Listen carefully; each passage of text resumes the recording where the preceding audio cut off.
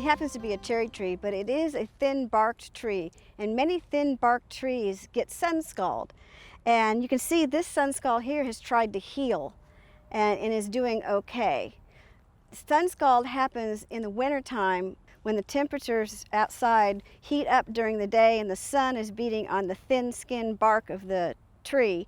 And then at night, when temperatures fall, the tree bark cracks, and that's what causes sunscald. This one is trying to heal, but unfortunately, this one over here is a worst-case scenario.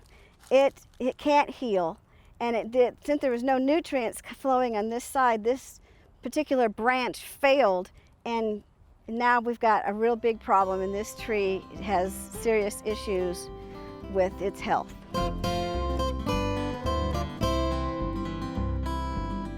Thanks for watching. We have other quick tips. Just subscribe below.